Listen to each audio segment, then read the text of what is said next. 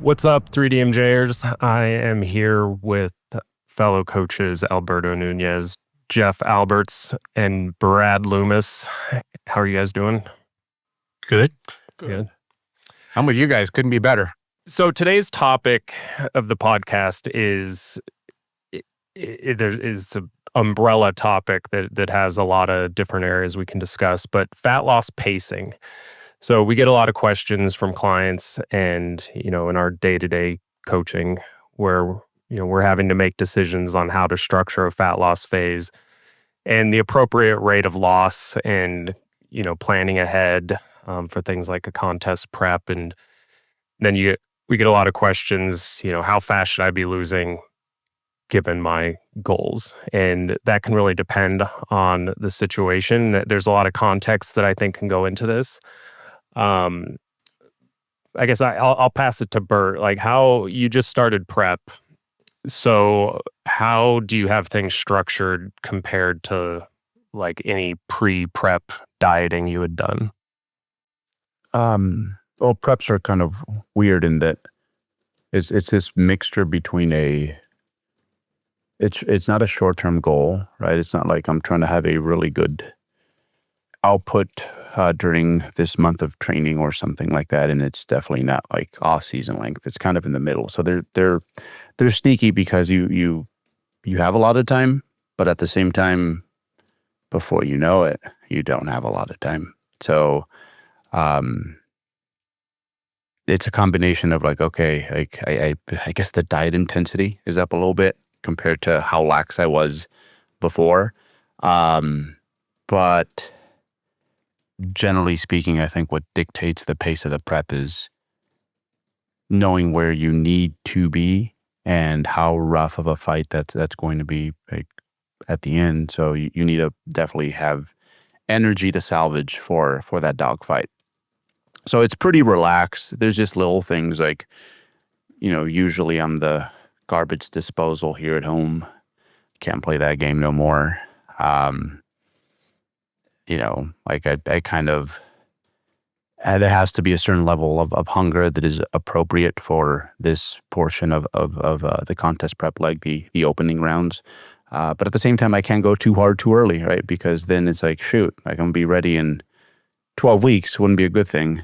And I have my first show's not scheduled till like roughly double that, right? So, but there's a lot of parallels. I think even though it's a contest prep, the way I like to frame it for newer athletes who are just trying to nail down their first successful fat loss phase is that my shredded glutes are like you getting under 200. Like when you think about it, like it looks like a very different goal, but it's all relative. And I go back to this. This is something that a friend of mine who dealt with cancer in their childhood, like someone had tagged them in something and they were like, man, like, isn't everyone like just such a baby compared to like, the things you've gone through? And his response was amazing, which was just essentially, the hardest thing is the hardest thing, right? And when it comes to contest prep, because we're more expert dieters, we kind of like know what trapdoors to look for. But at the end, it's the exact same principles that you would use for someone who is just trying to get from like 250 to like, they just want to be 199 for the first time since high school. It's just that we're aware because we've taken that trip many times over.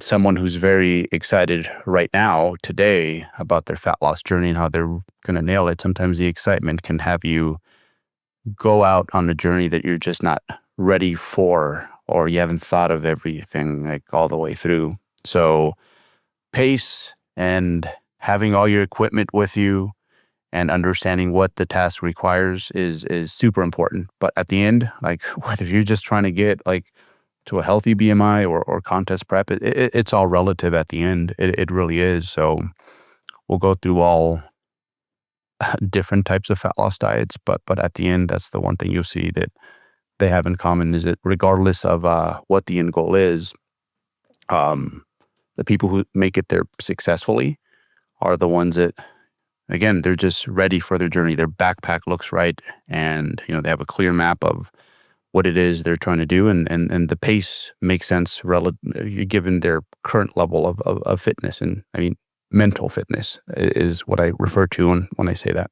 No, that's good. I think it would be helpful. Maybe we talk about some of the factors that influence pacing and what you'd mentioned kind of experience level. But Jeff, I'll let you kind of go on this one. What are some of the things that you take into consideration when you're determining like a reasonable pace for fat loss or a target pace on paper to at least start somebody on?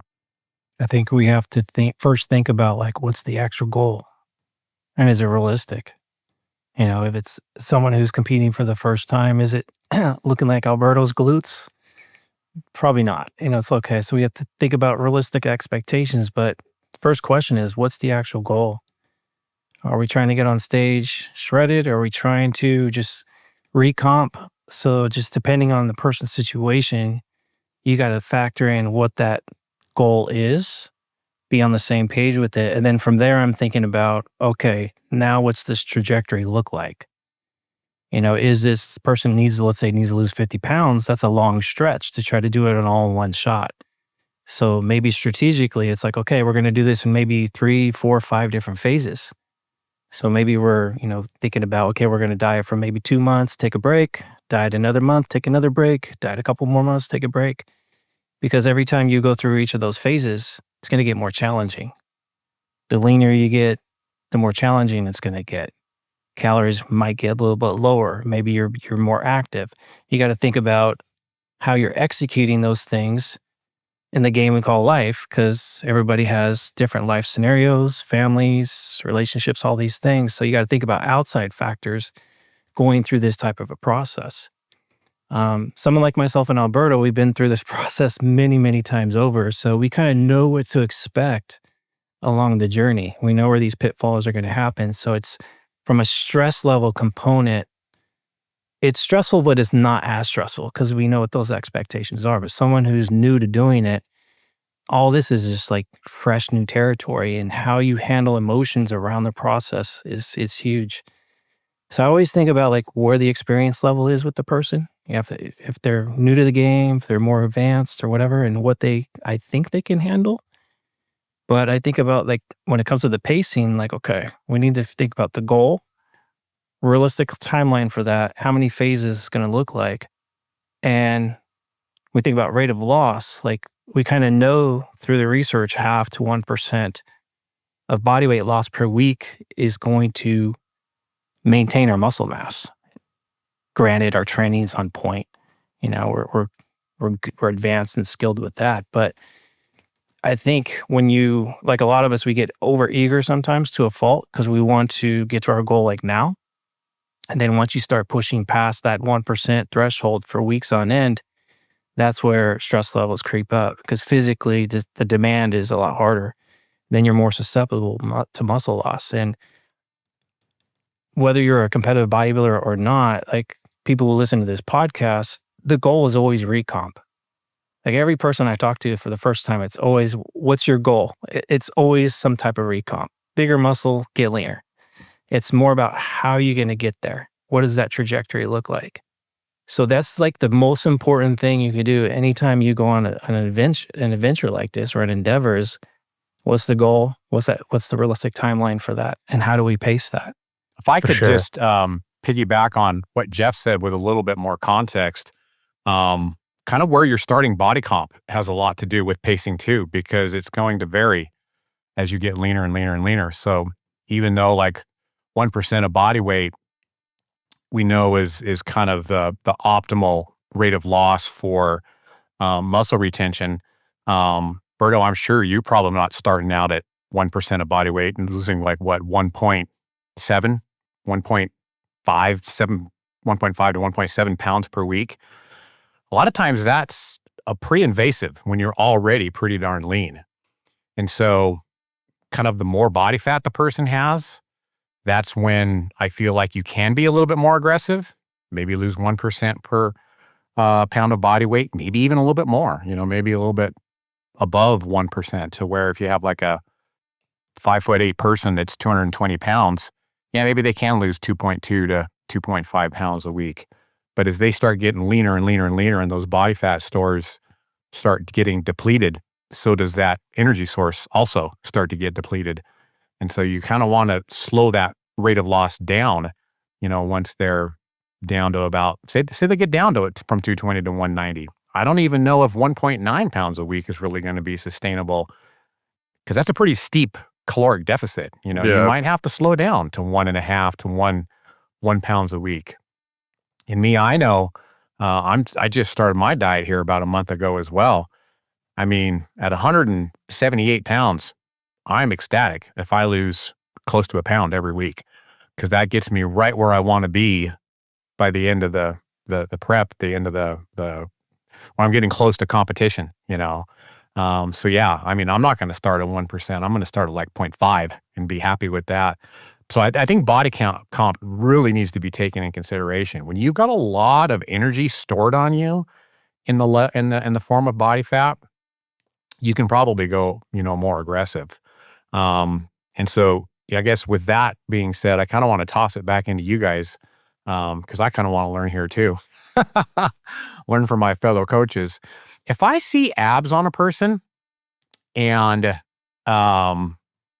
some fairly good definition in kind of like their, what do you want to call it? Like a person where they kind of tend to store less body fat. But if I see abs and I see fairly lean appendages, to me, that's not the body composition to push fat loss and weight loss quickly. I'll usually program for less than 1% per week of body weight loss when I'm seeing abs and I'm seeing definition. So with that being said, I mean, Brian, you can chime in, anybody, whoever. What is your guys' kind of delineated point to where it's like, I don't want to go all the way to 1% now, Yeah. Yeah. No, that's a good point. The method you have with just kind of if they're reasonably lean already, then a case is going to be made just from that alone to slow things down a little bit. I think in the off season and mini cuts, I might get a little bit more aggressive. Like if somebody's at their top end off season weight and we're cutting back down to 12 to 13% over stage weight and slowly climbing back up, like that's a decent amount of body fat still at that point. And you're able to get away with, a slightly more assertive approach in the off season. But even then, like 1%, like you guys said, it's kind of an assertive pace anyway for people. Like I don't think I could sustain 1% for more than a few weeks. Just because like it's a pretty robust deficit. If you're 200 pounds, you're talking 1,000 calorie deficit a day. So I got firsthand experience, like all through my 20s and 30s. Yeah. I'd run preps very aggressively because I was the super motivated and overeager guy who just really got after it. And I diet down, get to 160 pounds, get on stage, shredded, think I'm doing something right, went in some shows, and that reinforces that. But then, once I met Alberto, Eric, and Brad, and I slowed things down a bit, got closer to like 0.5%, maybe 3/4. All of a sudden, I'm on stage 10 pounds bigger and just as lean, if not leaner. And it wasn't because I put muscle on in the off season. It was like I learned how to retain it. And not to mention, like when you're pacing that quickly, like think of like the pressure and the stress of that. It's almost like I'm telling you guys to tie your shoes in 10 seconds. Like you might do it. I use this analogy all the time. Like you might be able to do it, but you look down at your shoes, you're like, holy shit, my shoes look pretty. I got some knots going on here. But if I give you 30 seconds or a minute to tie your shoes, there's less pressure there. Yeah. The shoes are going to have better quality to it when you're done tying them.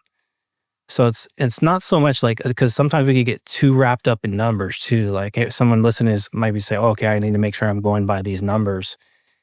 But you also go by how you feel and where your skill level is at.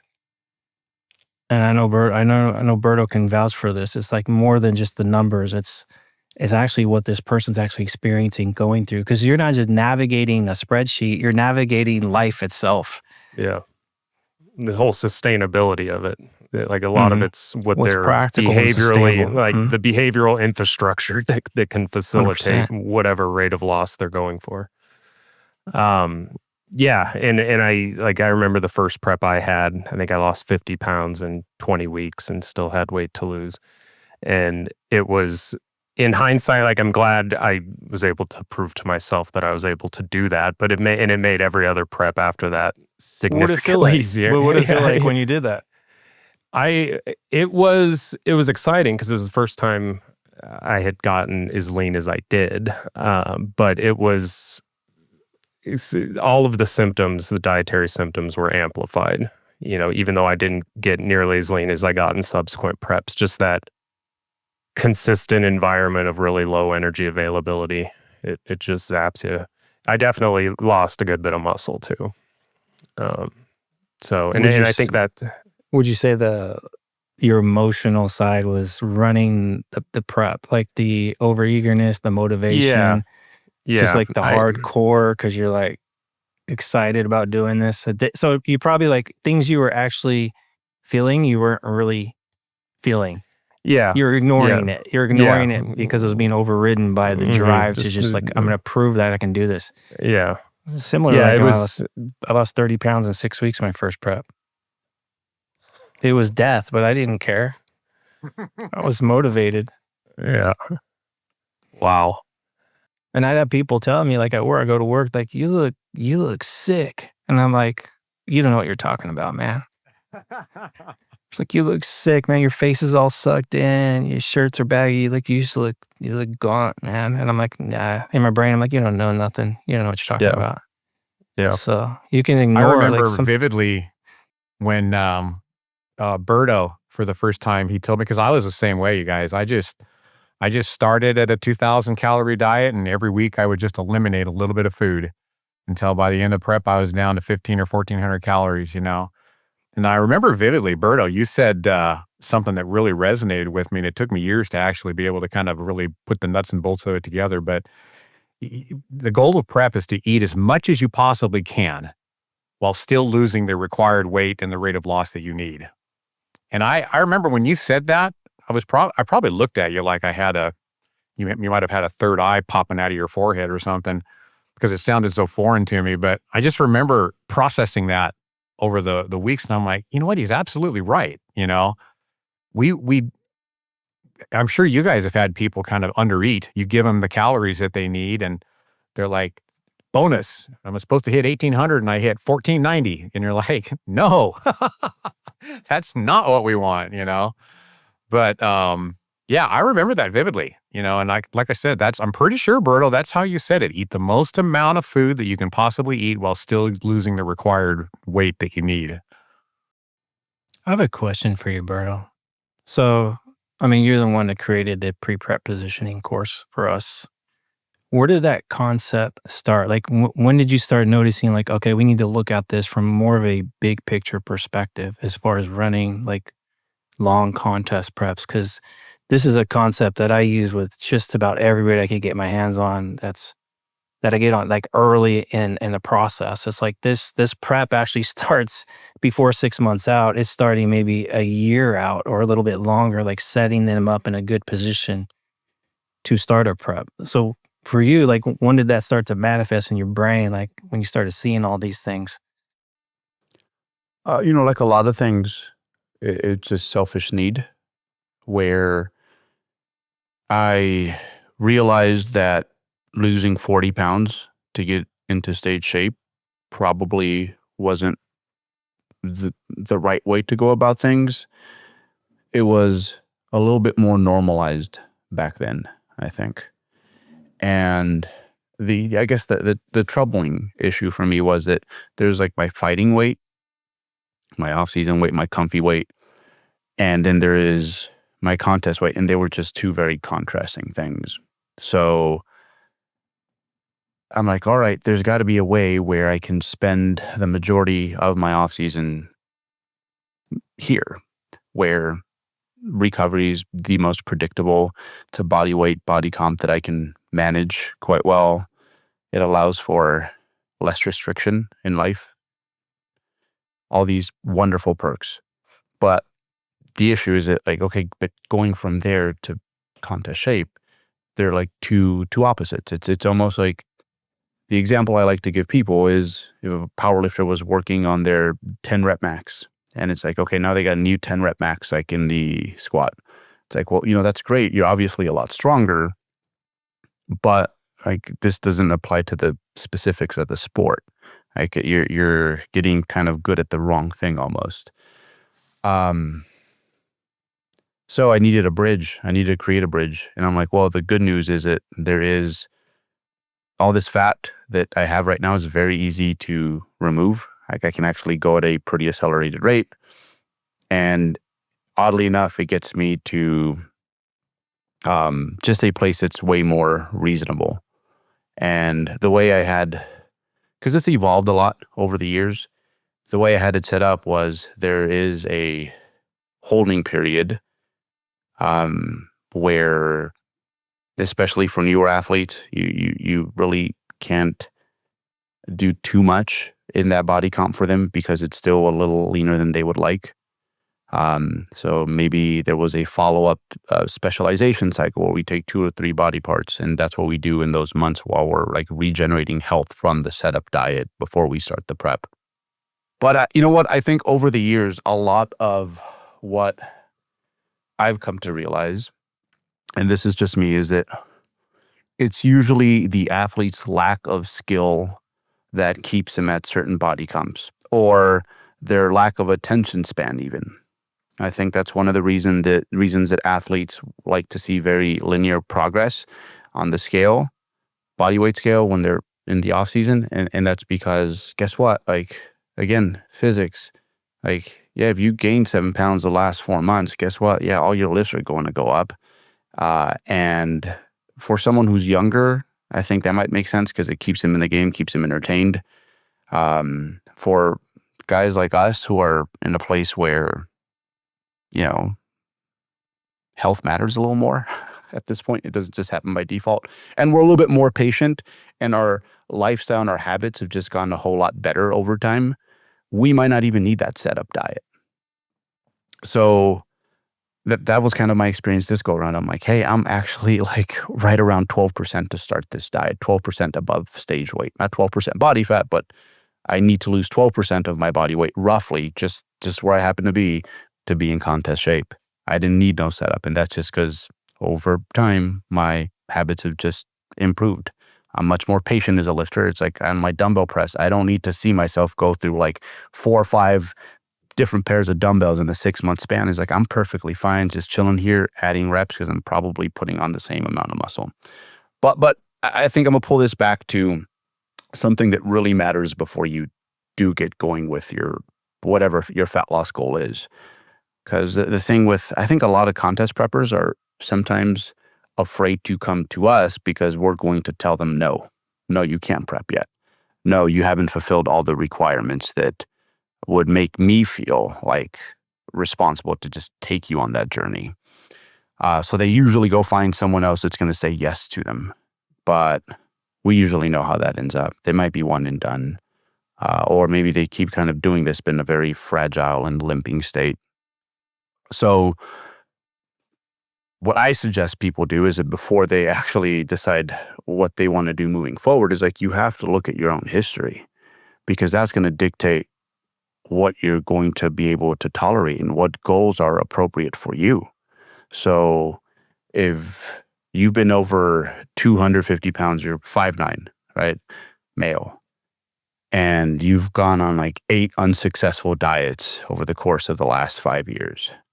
We probably have some mending to do mentally before we even get rolling with that. And there's probably a certain level of like baseline skills that you have to have in order before we can even expose you to the elements.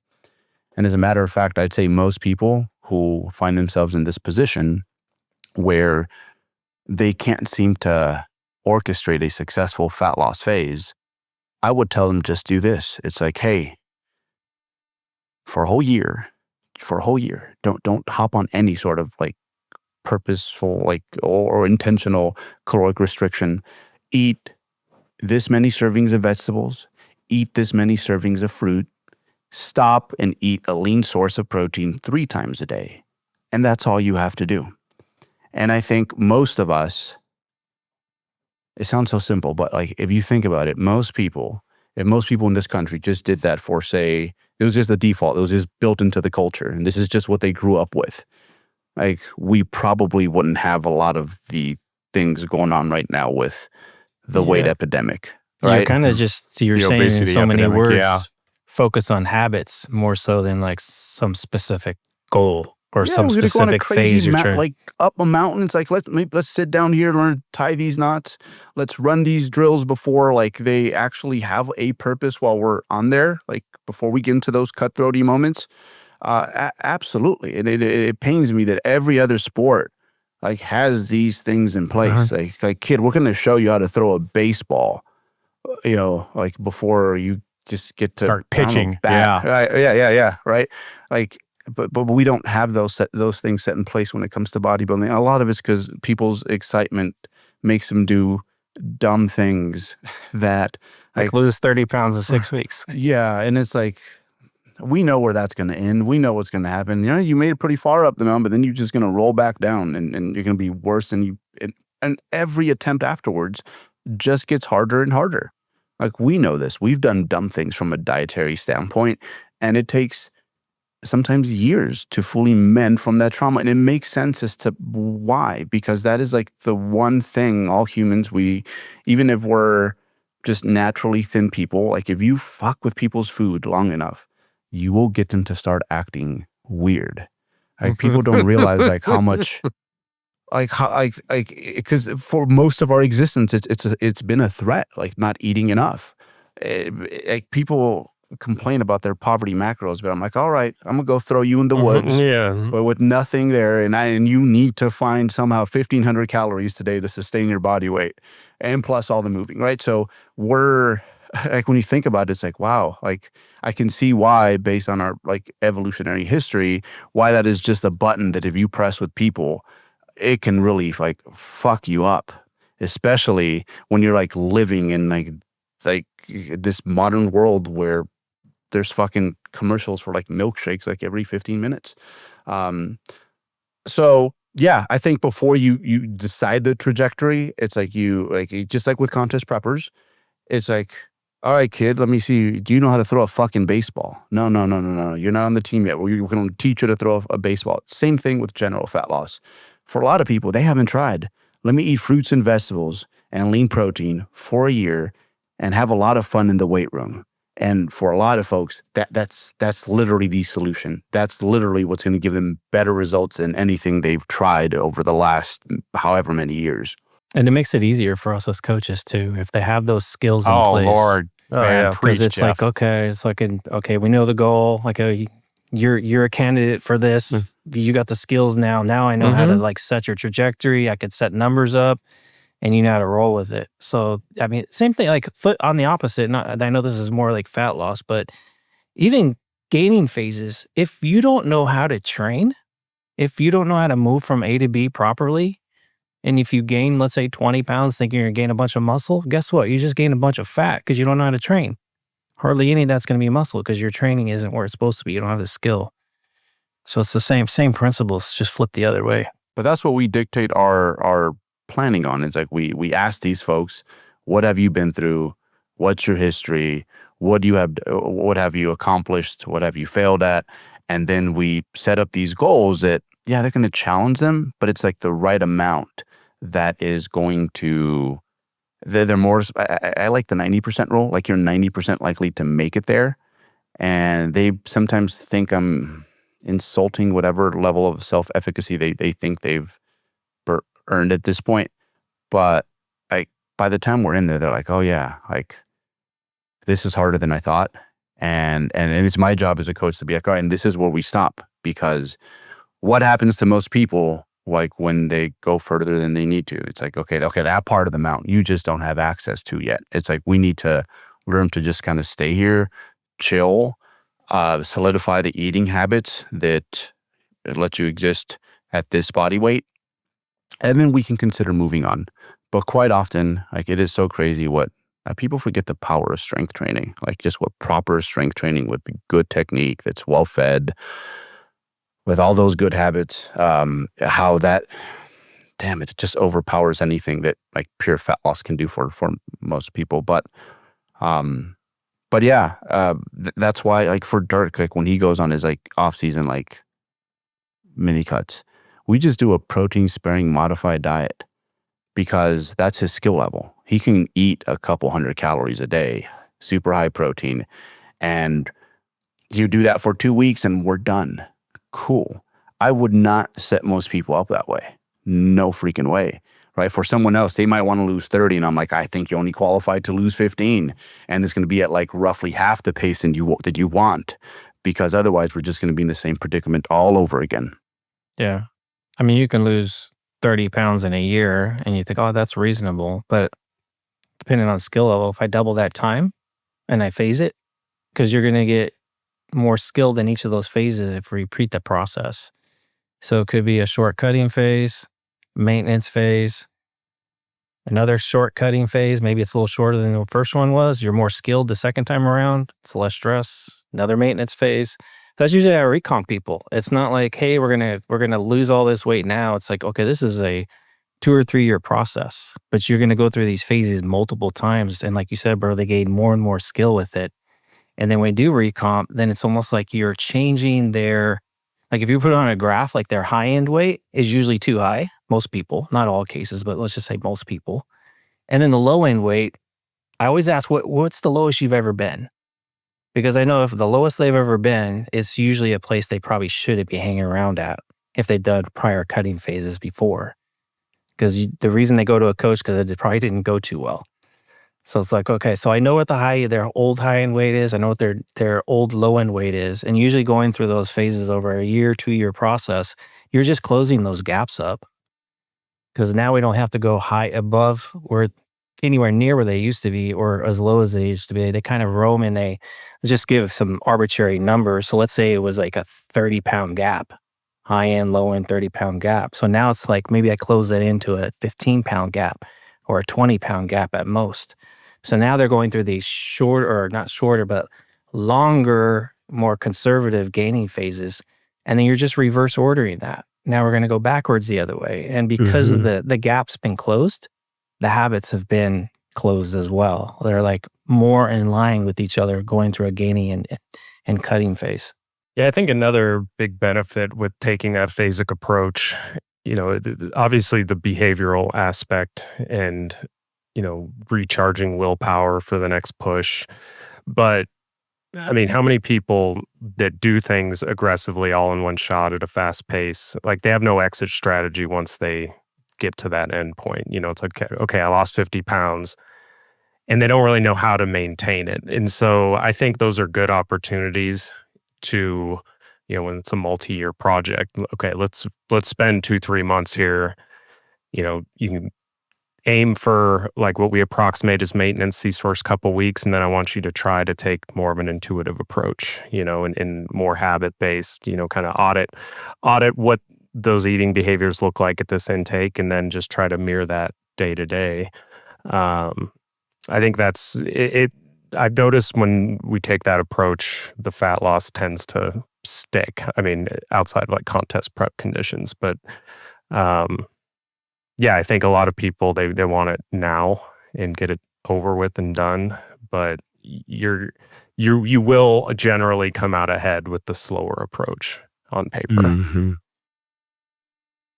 Yeah, I'm a big fan of especially with our skilled athletes who have done this before. I'm a big fan of just, okay, we're a little bit above where we need to be, but we got time. We can kind of, using Alberto's term, kind of use this prep positioning diet phase to just do it intuitively. You have your structure, you have your habits, and let's just lose weight, and then you use your skills to make that happen. Don't worry about macros, worry about protein and then just whatever your intuitive skills are. And what that usually looks like last year, when I started my prep for competition, I was a little bit above where I needed to be. I need to start a diet between 178 and 182. And at the time I was 190. And so, I mean, I was basically just keeping the same structure that I always ate, big protein boluses, because Jeff told me about 4 or 5 years ago to make sure I got at least 40 grams of protein with every meal. And so that's what I did. Still do it. Here we are 6 years later. And I just made sure I was hungry. I just made sure that I was hungry going into each meal. And I just made sure that I was satisfied, but never like full after my meals, all while Low getting level that hunger though, protein right, Brad? bolus in there. Say again, Jeff? Low level hunger though, right? Oh yeah, not like I'm ravaged, ready to eat, but my stomach's growling a little bit, And then when I was done eating, I just made sure that I was not, I didn't have like this real big food baby, or I was just basically satisfied. I felt like I could eat more, but I didn't. And it was effortless. It was absolutely effortless. I lost 10 pounds, I want to say in like 5 or 6 weeks. And then I just cruised there, until I started cutting from my powerlifting meat. And Jeff, you said earlier how nice it is for us as coaches to be able to coach somebody like that. Man, I could preach about that all day, just tell people, okay, here's what I need you to do. I need you to lose 10 pounds in about 8 weeks. You need to lose just over a pound a week. Can you make that happen? And then they're reporting in every other week or whatever, and they're down exactly what we need them to be. And then it's like, okay, now we just cruise, just keep those same habits, and let's just kind of be a little full after the meals, maybe not be quite so hungry going into. And we'll be able to figure out where we need to start, when we kind of start mapping out that trajectory. Hey 3DMJers, this is Coach Brian Miner here to remind you that investing in expert guidance is one of the time-tested hallmarks of serious athletes across all sports. And for competitive athletes striving for peak performance, working with an experienced coach isn't just a luxury, it can be essential. At 3D Muscle Journey, we understand the dedication it takes to reach your physique and strength goals, and we provide the programming and support not only to get you there effectively, but sustainably. But our craft isn't just for the stage or the platform. We create career-spanning relationships with our clients to guide you along your lifting journey in a stepwise manner. We don't do quick fixes or rush transformations because those will always only be temporary. We know the art and skill of becoming an advanced lifter takes years, and we want to work with athletes who are willing to put in the time and effort. If you want to learn more about all of our coaching options, systems, and prices, please go to our website, 3dmusclejourney.com. We offer weekly coaching for in-season competitors and bi-weekly coaching for off-season and recreational lifters. There are also 3 time-frame options for one-off video consults that each include a training program and nutrition program every 8 to 16 weeks. Our mission is to create athletic careers for serious lifters, and our one-on-one coaching program is how we do that best. It's more than just workouts and meal plans. We deliver comprehensive support tailored to your individual needs. Don't let another training cycle pass without the expert guidance you deserve. Invest in your athletic future now and sign yourself up for coaching today at 3dmusclejourney.com. Thanks for listening and enjoy the rest of the show. So, what are some situations where, like when we think of fat loss phases, we're either talking about, a contest prep, pre-prep fat loss. It could just be a mini cut in the middle of the off season. And a question I've been getting a lot more lately is like, how low should we be going in a mini cut? And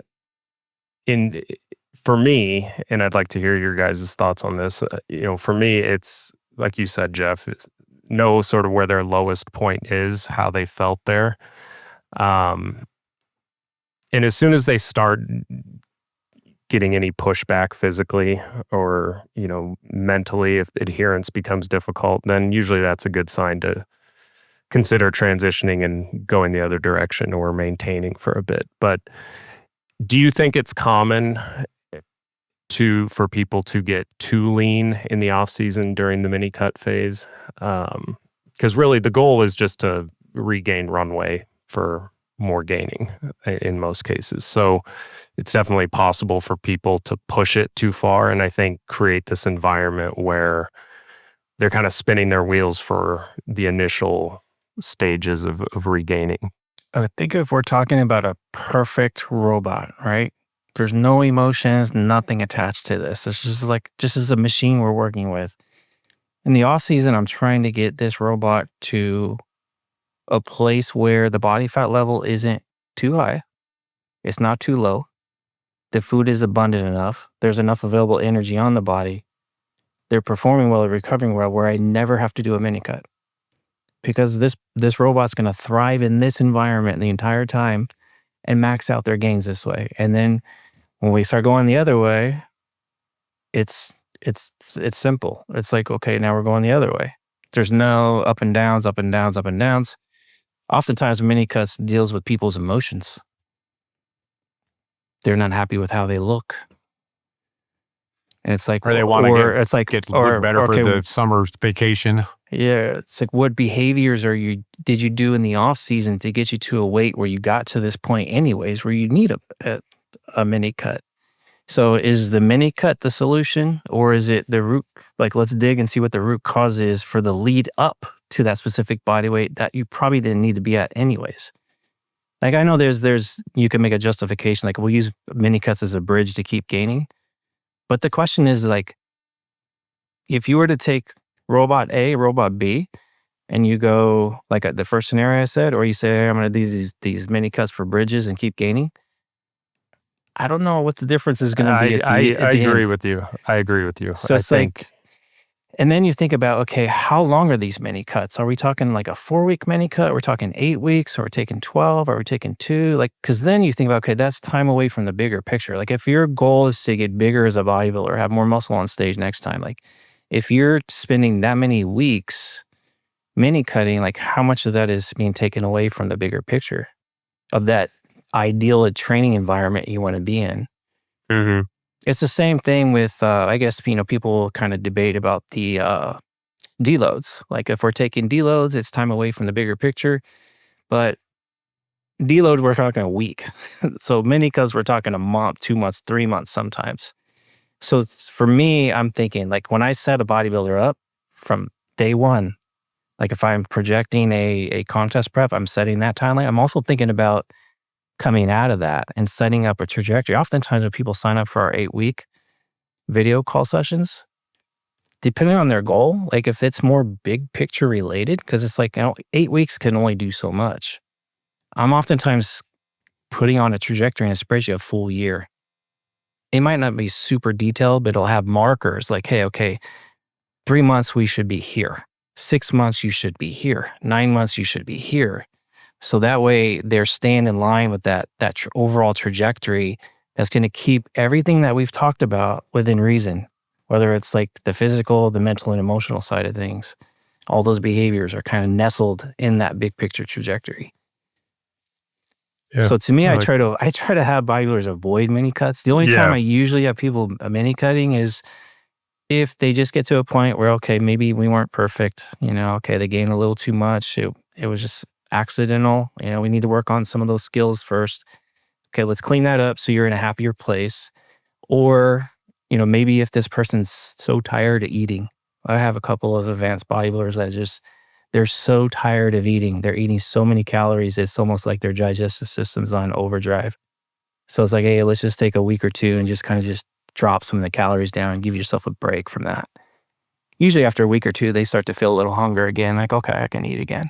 No, I agree with you. I'm not convinced like a cyclical approach with gaining and cutting is you're necessarily going to come out ahead when you take into account the fact that it's time spent away from gaining. And we definitely know, I think most people struggle to gain at a slow pace or a conservative pace. I know like that's always been something that's been harder for me. Just with more flexibility, it's easier to get a little bit more lenient. But with things like somebody applying that just wants to start a fat loss phase, like let's say you don't want to put them in a gaining phase. Let's say they have experience dieting. Where are we stopping that cut in the off season for somebody? Whether it's not like they could be a non-competitor, like a general population non-competitor who comes in, wants to lose weight, and it's kind of an open-ended thing. They're like, I just want to get leaner. What factors, I guess, Berto, what factors are you looking at that's going to influence that decision? Well, before I jump into that one, and I think it'll be a smooth transition from your previous uh, uh, question, the whole like mini cut thing. I think exactly everything Jeff said. Basically, it's like if we do it, it's because you've been naughty, right? And now we gotta try to do this better this time, right? But quite often, again, the more these little spurts of caloric restriction you see, it's like they will reset a few tendencies that you haven't worked on.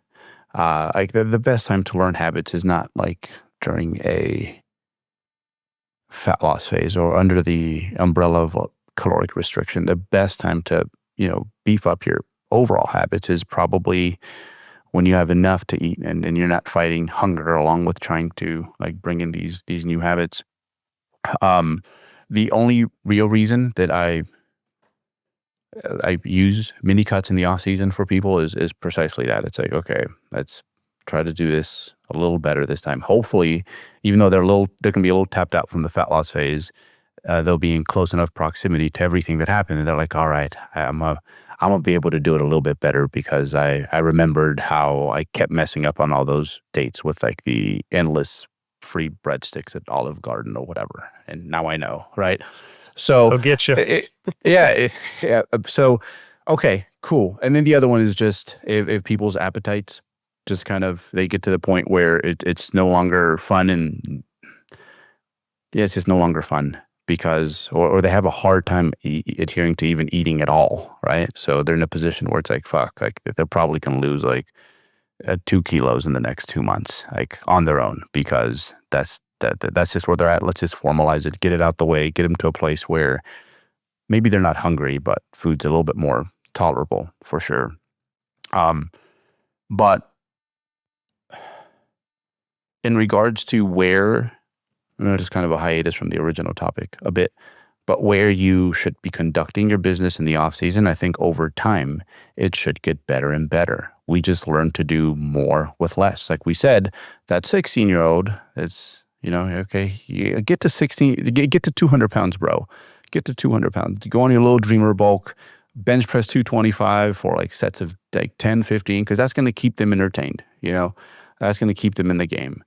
But, eventually, like, is you do this longer, you're like, it's usually like almost all bodybuilders in retrospect, they're like, the enhanced ones are like, damn, I use way too many drugs, right? And then like most bodybuilders will be like, damn, I did way too much volume, or this took up way too much of my bandwidth. And the same thing when it comes to caloric surpluses. I think across the board, most guys later are like, damn, like that was more than I needed. Like I was literally wasting resources.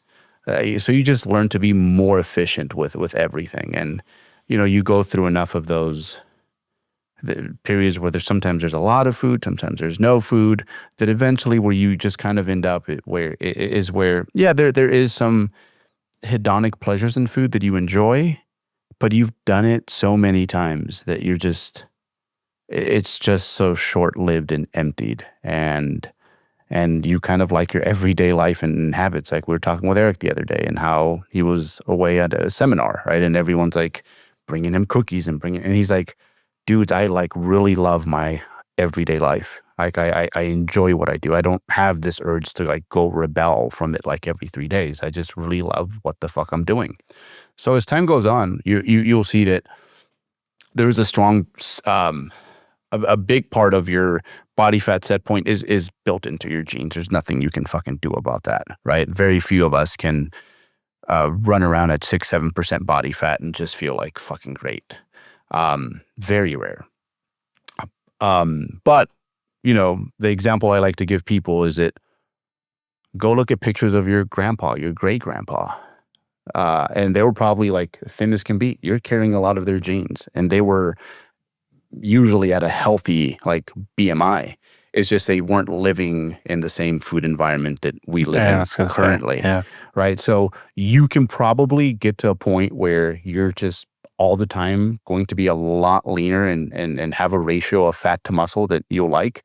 You just can't rush it, because if you rush it, you're not going to be building those little habits that do add up to something great. It would blow my mind if you were to tell me back in 2008, the first time I got peeled, that my sweet spot right now is, and the only reason I even go a little bit beyond that is just for like dumb shit I did to my joints. So I just need a little bit more padding. But 10 to 12 pounds over stage weight, my God, I get life is perfect. But that would have overwhelmed me like way before. So yeah, with the mini cuts, it's like, yeah, okay, we can patch that up for you every once in a while, kid. Like if I see like it's all right, let's do it. Let's go back and redo this a little bit better. Sure.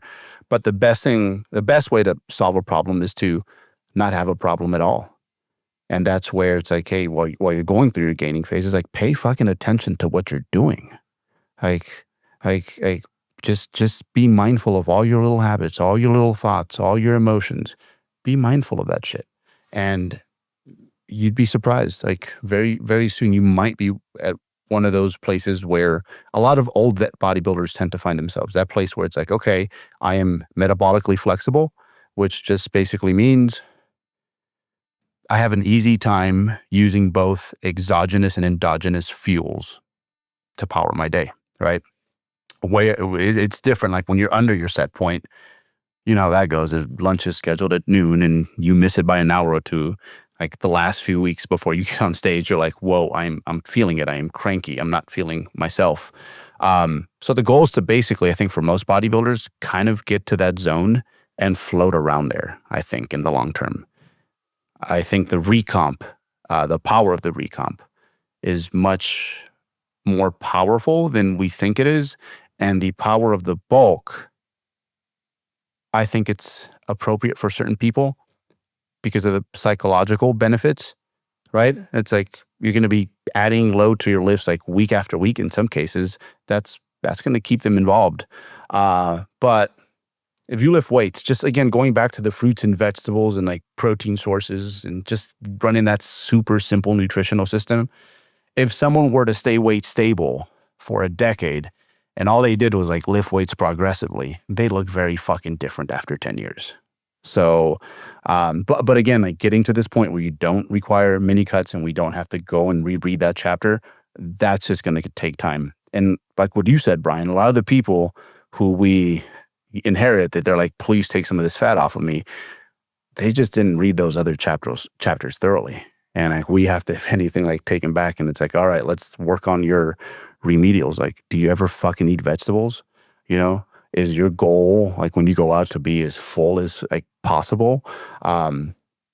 We look for all the low hanging fruit essentially. And same answer for them is like, how lean am I willing to get you? Well, it depends on your skill level. And just how I turn down some people when it comes to a contest prep, I'm like, no, I'm not going to prep you. For some people, I'm like, you got to be weight stable for me for 6 months before I decide that you're allowed to even get back into a caloric restriction. And we turn down a lot of people because of that, because some fool's going to take your money and run you into the ground. Absolutely. There's lots of people that would do that. So if the goal is appropriate. That's because, just because we care about the end product, because we know the end product isn't going to be too ideal, but Well, also we've been there the too, Jeff. the aftermath of that. We've been there. Like we've fucked ourselves up. And you know, part of what we want to do here is like not have other people go through the same pain we've been through. 100%. Right? Yep. I can kind of tell that, Brian, getting back to your original question on the kind of the time frames and the starting and the ending points of mini cuts, I can tell that I probably either, it's like the chicken or the egg. Is it because I have a lot of naughty clientele, or is it because their coach tends to probably gain a little bit more weight than he should? Because I feel like I have umpteen different ways to mini cut, and I have like two go-tos that I kind of have is kind of my preferred way of doing that. But before I get into that, let me just kind of ask you guys something real quickly. Do you guys find that, like, especially here in this country, and I guess maybe some other countries, if people are kind of just left to their own devices, that they feel like they're eating at a maintenance level, but their body weight just is slowly creeping up, and their body fat is just kind of slowly creeping up. Because I know I'm guilty of that. If I'm just not tracking and I'm enjoying my training, I mean, I enjoy a full stomach, and that's how I got to be 200 pounds, in 2019 and 2020 is just, I felt like I was maintaining body weight, and then pretty soon I'm looking at myself, and because of my wide hips, I was actually thicker from front to back, from anterior to posterior than I was from side to side. You know what I mean? Yeah. But you guys, do you kind of experience that too? Do you kind of find that when most people are feeling like they're in a maintenance phase, they end up after about 8 months, being 10 pounds above where they were? Here's a common scenario, Brad. Monday through Friday, people are in a routine. They're usually pretty good about things. Everything looks very consistent, weight stable. The weekend, they're kind of like, okay, whatever, I'm going to go out to eat. I don't think I ate that much today. And even if it's, let's say, 500 calories more, add that up over a year. So it's gonna add up. So I think just like, and I think I'm guilty of that too. Like when I'm not aware of my habits and not holding myself accountable, I gain weight really easily, really easily. So in order for me to maintain weight, and I can do the Monday through Friday thing, I think this is a reasonable setup for a lot of people if they're just trying to maintain weight. Cause I have clients that do this. They Monday through Friday, they're really good habits. It's not stressful for them to live the bodybuilding lifestyle. The weekends, they're with family or whatever, and they have awareness, but they allow themselves to eat a little more freely. And it's basically an up and down thing, but it's always like at the end of the week, it's a baseline.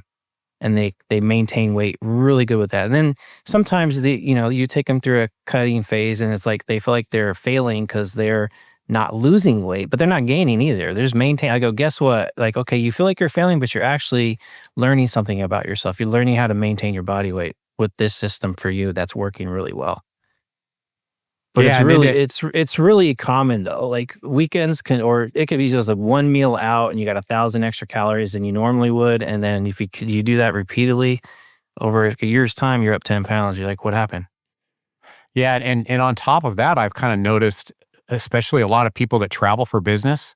So not only are they getting a little bit more lenient with their calories on the weekends, but then they're gone for like 3 or 4 days on a business trip during the week, and they're taking clients out to dinner, or people are taking them out to dinner, and so then now we've got like once every month they've got a whole week, or they've got like 6 days, including the weekend, where they're eating out more and they're getting more calories. It just seems like, and I'm going to use myself as an example here.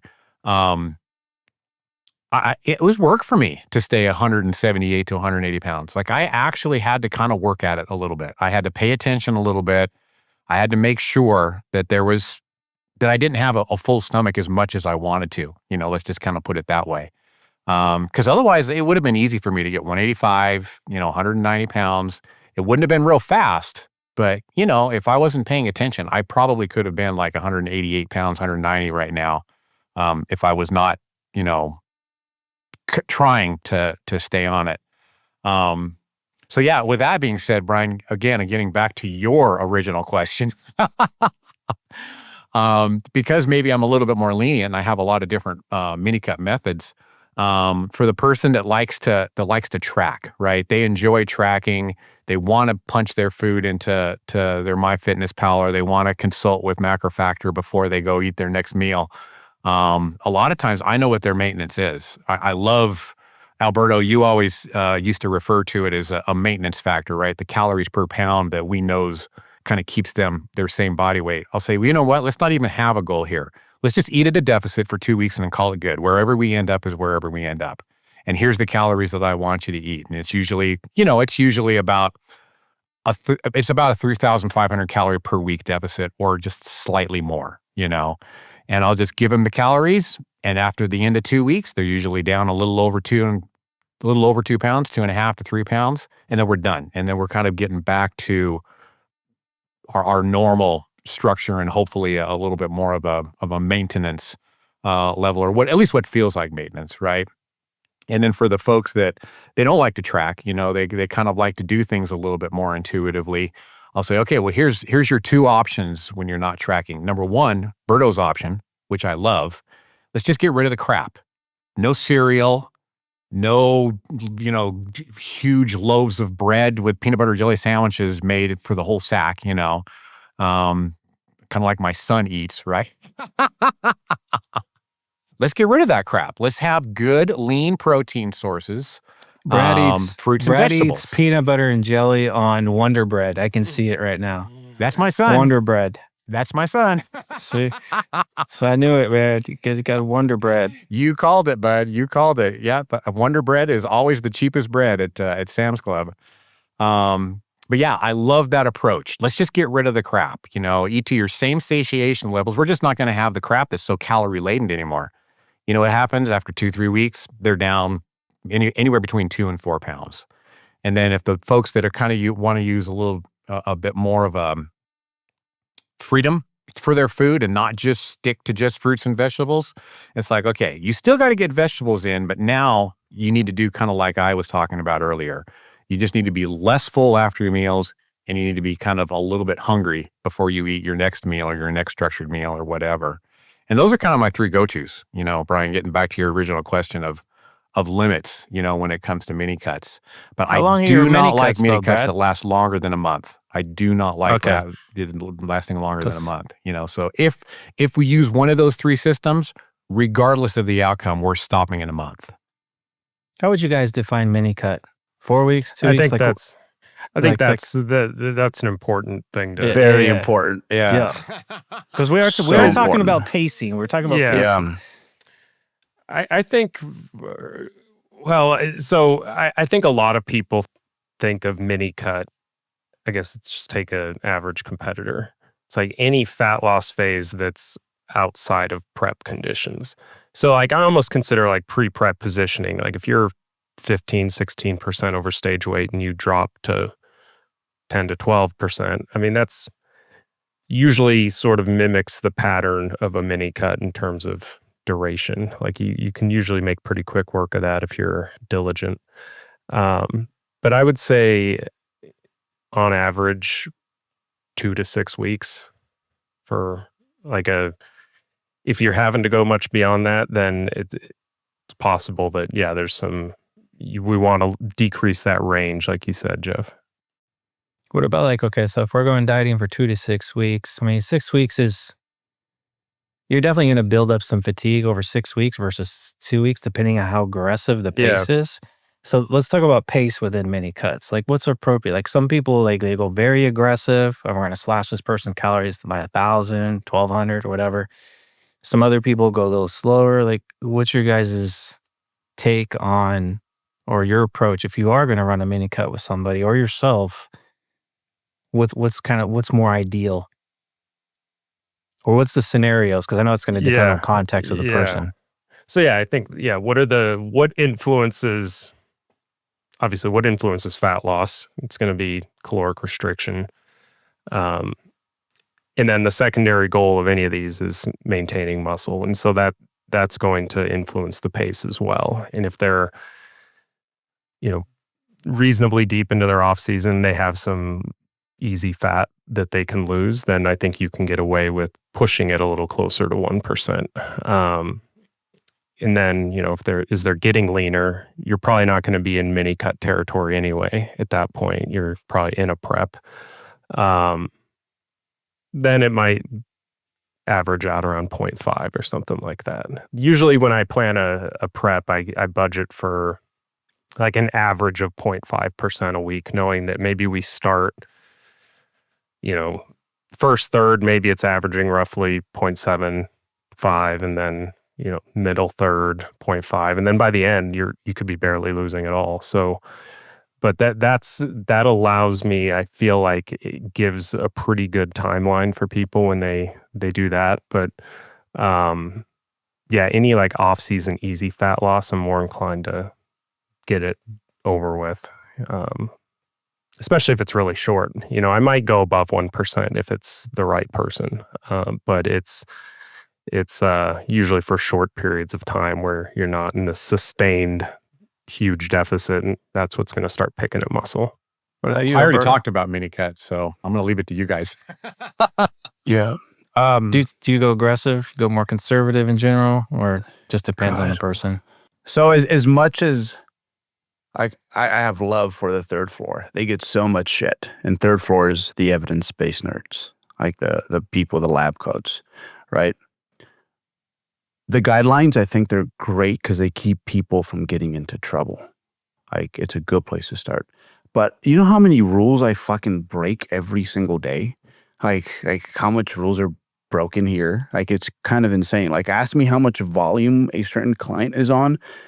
I couldn't tell you. I don't count the fucking sets. I just like Either look do at I. it I and I'm think you like, and I break a lot of rules. it's You're like, just. I love that you're just like blurting it out, and F words are coming out. Like, oh, yeah. I told you guys I had no filter. I was done today, mentally just done. So I I can't. love it. Just I love it. There's no PR person in my head today. But yeah, just I look at it and I'm like, that looks about right. You know, that's good. Yeah. It's like grandma cooking, right?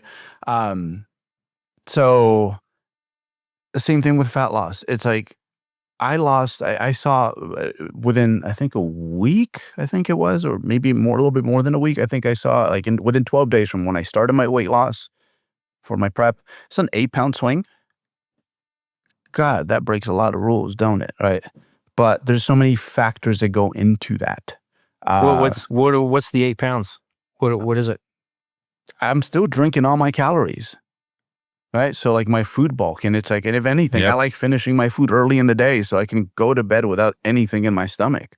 And I take advantage of that, especially when I'm early in a prep, because it's like, great. Like, I don't like to feel stuffed and lay down. Like, that's just not my thing. So there's just so many factors that go into like specific numbers. So at the end, I will say this about mini cuts. Like, you might not be qualified for accelerated fat loss. Like, you can't even read the first fucking chapters right. Like you need to like sit down, pay attention, get all that stuff like in order. And then at some point, yeah, okay, we can lose a massive chunk of your body weight, and you will be able to not just execute it, but like not necessarily have any leftover trauma to deal with afterwards. But that takes skill. It's like you can't rush through something if you don't know how to do it right in slow-mo. So for me, like mini cuts, it's like mini cut is so open-ended. It's like, what's the fastest I can get to the goal, or not their goal, like the goal I think as the coach is better for them. And I'm open to being proven wrong. Yeah, in one piece. Yep. What is the low end of like my time estimate, and what is the high end? And that's what we're going to work with. But like those cutthroat systems, or just like these definite terms, like for mini cuts that are out there, it's like, oh, it shouldn't exceed 6, it shouldn't exceed 8, it shouldn't exceed 10. Like you can always, it's almost like there's certain aspects of a car technology that comes from like NASCAR or Formula One that makes it into like the other vehicles, right? So we can learn a lot from contest prep. Contest prep, the most advanced, treacherous fucking fat loss mountain you can go on, right? It's the most extreme. Yep. What have we learned? It's like the longer it takes, within reason, the better people are, right? Yep. So the same thing. So it's like I remember a few years back, I started to write fat loss phases in the off season for people that I'm like, fuck, this might be 16 weeks. I'm like, you know what? Like, this is probably what they need. Because like what I started with in the beginning, it's like for some people, they're literally, however hard it is for me to get like veins in my fucking glutes, like that's their first 6-pack, right? So why do I get all this time and they get much less time, right? And of course, like you only want to expose them to as much as they need to. But the truth is, like, quick, like, I don't know, like 90-day transformations, 30-day transformations, like that shit just doesn't work, because that might not be the pace that you need to really nail down the curriculum and make those long-term changes. So mini cuts are, again, super open-ended. Like everyone's fast pace is going to look very different. Some people aren't qualified for whatever I put Dirk through, where it's like, oh, Dirk, like you can't eat. Like, it grosses you out to just like look at your breakfast in the morning. All right, let's go on that protein sparing modified diet. That's the only fucking person I do it with too. Like, no one else does it. Like, I'm not even good to do that in the off season. So So yeah, it's open ended, and sometimes as coaches, we give people. It's like whenever you have an estimate from a professional, a plumber or whatever, it's like we don't like it half the time, but usually they're right. And the same thing when we're like, this is how long I think it's going to take. This is what I think your road's going to look like. This is how much I think we can realistically get done in this much time. If it kind of disappoints you, you probably have a professional on your side that gives a fuck about you. Yeah. So It's like a prep. I've given the prep timeline seminar speech quite a few times, presentations, and it's like I use numbers as a general guideline. It's very arbitrary though, because let's say, for example, someone needs to lose 20 pounds. Like a general rule might, okay, pound per week. That's 20 weeks minimum though. mhm. Because now I'm gonna tack on another 8 at least because of all the behavioral factors, the life environment factors that I think sometimes people tend to overlook because they're, like you said, Burrow, they're fixated on what the science is kind of saying with these numbers. But those are just guidelines. They're just guidelines. Yeah. So it's like, okay, you got your wife's birthday, you got anniversary, you got the holidays, you have vacations, you have, You let's got say, kids. you got kids. Work says, hey, you got to work 2 hours overtime every day for a week, 2 weeks straight. It's like all these things you have to take into consideration, and that's basically amplifies stress levels in a lot of, especially with new people who are prepping or even second timers. It's like, man, this is like a wave that came out of nowhere. How do I handle this? And Jeff, it's like, I like to okay, add. no, not yet, Brad. I'm on a roll. Hang on. Okay. If you if you're like the Mr. Robotic bodybuilder like I used to be, I'm gonna steal a word that Burrow's been using. I don't give a fuck about anything else but this 1 pound I need to lose this week. So if it means I'm not going to dinner, I'm not going. If it means I'm not doing whatever I'm supposed to be doing, whatever, I'm going to make sure I'm attacking this goal. And then at the end of it, it's like you might get on stage and look good and all that, but then you have a lot of stuff you got to fix after the prep. And I'm talking about real life stuff. And I live that. So that's why for me, it's important when I set up someone's trajectory, whether it's just a cutting phase or we're recomping, like Berto says, it's not going to happen overnight. This is going to be like a year, 2 year, 3 year process. So that way at the end of it, you got the basically the end product that you're after, but you also have all the skills to go along with it. And you also have everything around you intact still. Work, relationships, family, all that good stuff. So pet peeve for me is like sometimes people look at 3D Muscle Journey as soft because we talk about these things. But I don't think what you see is people who think they're hardcore. I don't think they're really telling you the full truth about what's really going on behind closed doors. So to me, someone who's hardcore is someone who could go through a prep, and at the end of it, their whole family's in the audience supporting them. They're going out to eat afterwards, and we're taking them on a vacation afterwards because I have everything in check. Burrow got me fired up with this podcast. Jeff, I was going to take your 8 weeks that you add to, and I actually tack on another 2 weeks because I want to be there 2 weeks early so we can reverse into the show. 100%. Because that's one thing that we kind of learned, and I kind of saw it firsthand, Alberto, when you did the reverse diet to a T after one of your preps. It was like, man, we should have done that beforehand, you know? So that's, for me, it's like reverse diet, you start bringing up calories 2 weeks before you get on stage. You should meet that weight or that flat, shredded look that you were kind of after 2 weeks before you get on stage. And I was, thank goodness for you, Jeff, I was able to actually see that on myself in my last prep. When we were at your house and we were 2 weeks beforehand. That's called peaking. Exactly. That's called peaking, and it's what that does is just so people like will stop reverse dieting is that you're basically bringing calories up, bringing activity down to reduce stress, reduce fatigue, like any athletic endeavor you do. When you go to perform on the day of the sporting event, you don't want to look like a lot of bodybuilders look. They're basically crawling to the finish line. It's like you want to look like you're ready to perform and you want to feel like you're ready to perform. And generally how you feel is pretty much how you're going to look. The way that I always envisioned reverse dieting was you're still in a deficit. It's just that you go from a 500 calorie deficit to a 300 calorie deficit. And then you go from a 300 calorie deficit to a 200 calorie deficit.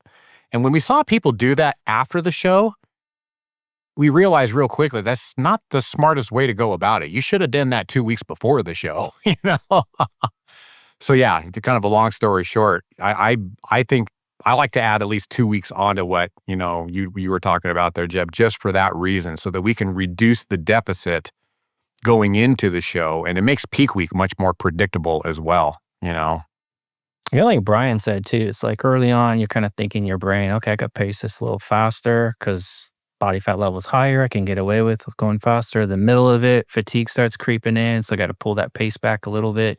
And then at the end, it's like, okay, we got to really pull back because your body fat levels are really low there. And it just makes sense. It's kind of like you're running a marathon, and it's like how you pace that is super important. You can't go full blast from the start and expect to maintain that same pace all the way to the end. I think a lot of the people, you mentioned something, Jeff, with sometimes people may associate these guidelines as like being soft or not hardcore. And a lot of those same people are oftentimes gaining way too quickly in the off season, and then dieting way too aggressively in prep. And so it's like, okay, why are you talking about me, Brian? You My 20s and 30s. Yeah, that's how I was. So like you can, you're hardcore, I guess, in the sense that you can, persevere through that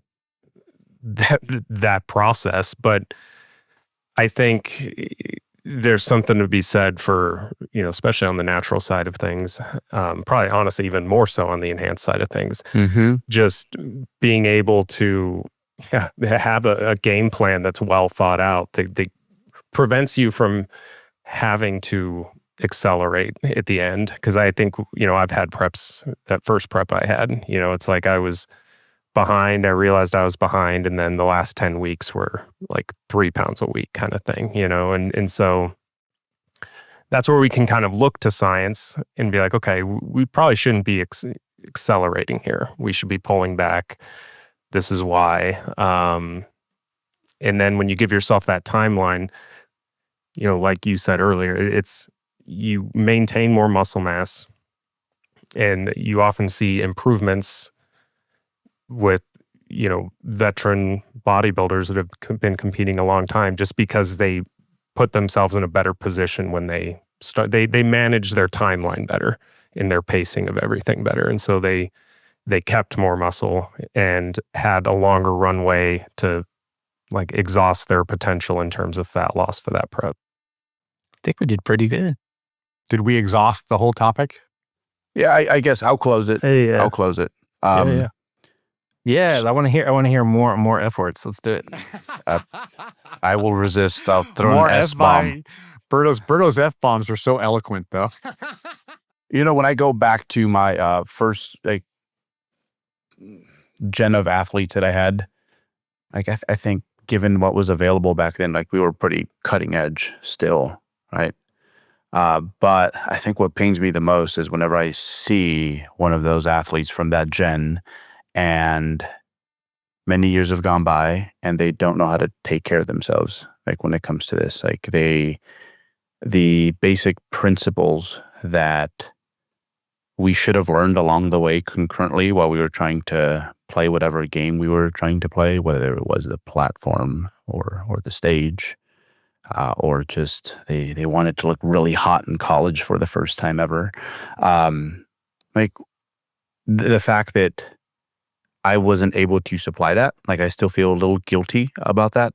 And I think it's something that when you are trying to not just give people what they want, but get them what they need, I think that's what a good educator does. I think it's quite insane how custom and how unique everyone's plan and trajectory and route to, like, I guess what in 10 years can look like they kind of arrived to the same place. It's going to look very different. So yeah, I think in hindsight, whenever I deal with athletes, whenever I bring them in, it's like, okay, yeah, you got your little goals that you want to accomplish, sure. But I don't want to have 15, 20 years go by and like look at this person and it's like, man, they completely like let themselves go. Like they're obviously not taking care of themselves. That to me it doesn't take away from the goal. And if anything, when you try to nurture that part of the person, we're more likely to get there, like in one piece. Because again, fat loss does funny things to people because humans were meant to resist that as much as possible. There was a time where, yeah, literally, you weren't going to be around for too long. Just be around long enough to reproduce, and like if you did that, good job. That's just not the state right now. So, yeah, I think if you make wiggle room for like what is outside of what I want this year, next year, next 3 years, like just start thinking like long term. Like your health investment plan. I think when you do that, it generally by default, a byproduct of that is like you're actually a better bodybuilder. So the more mindful I become about my health, which is a holistic thing, right? So a lot of people out there, they're trying to use this to fix the wrong things, right? They're like, if I lose 30 pounds, I'm going to be much happier. And it's like, bro, like that's not it. It's something else. The more you protect your health and you try to enhance your health over time, I think the better your short-term or your for funsy goals are going to be. And the more you're going to be okay with the fact that like your timeline, like maybe you felt like you had to repeat second grade 2 times. Like that's what Coach, Alberts has you doing.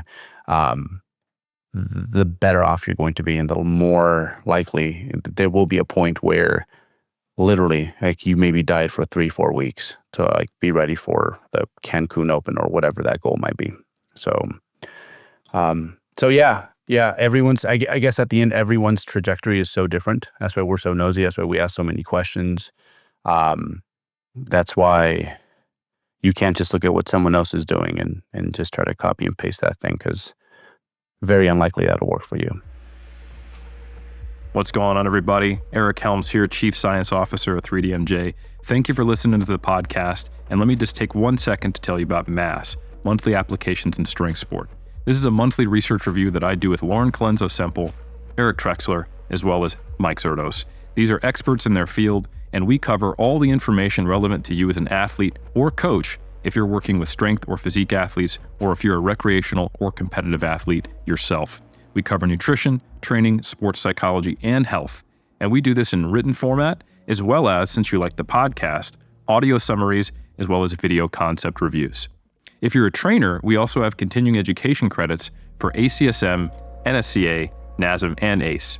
So head over to 3dmusclejourney.com, click on the products tab, and you can find us there. I look forward to seeing you, and enjoy the podcast.